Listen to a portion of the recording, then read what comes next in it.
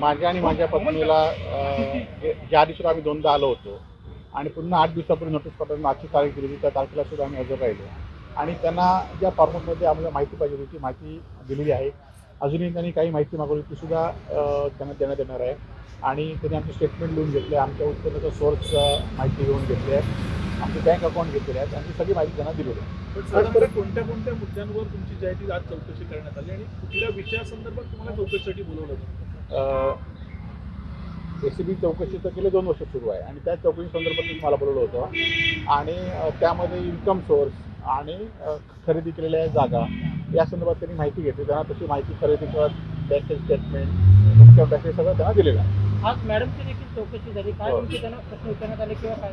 त्यांची पण अशाच पद्धतीने त्यांच्या नावाची जमीन खरेदी, त्यांचा इन्कम आणि या सगळे प्रश्न त्यांना विचारलेले आहेत. त्याप्रमाणे त्यांना जी आमच्याकडे माहिती होती ती सगळी माहिती आम्ही त्यांना दिलेली आहे आणि उर्वरित काही माहिती त्यांना आम्ही मागवून देतो म्हणून सांगितलं. 12 वाजल्यापासून जवळपास 6:30 वाजेपर्यंत 6.5 तास जवळपास चौकशी बघितली. ते स्टेटमेंट लिहून देत होते, माहिती विचारत होते, त्यामुळे तेवढा वेळ स्टेटमेंट माहिती प्रिंट आउट करण्यासाठी एवढा वेळ लागला. बरं, मग तुम्ही म्हणतात की आता पुन्हा एकदा त्यांनी काही माहिती दिली जाईल ती तुम्हाला प्रत्यक्ष हजर राहून द्यावी लागणार आहे की कशा?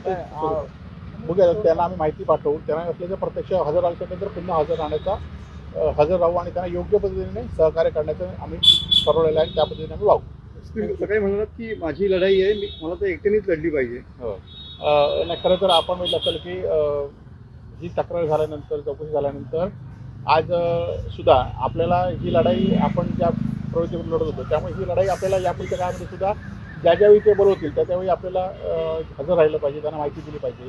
कोण बरोबर आलं कोण नाही आलं तरी मला ही माझी लढाई सुरू ठेवली पाहिजे. देश विदेशातील प्रत्येक घडामोडींचे लाईव्ह अपडेट मिळवण्यासाठी आता साम टीव्हीच्या सर्व सोशल मीडिया प्लॅटफॉर्मला लाईक, फॉलो आणि सबस्क्राईब करा. तसंच सर्व नोटिफिकेशनसाठी बेल आयकॉन प्रेस करायला विसरू नका.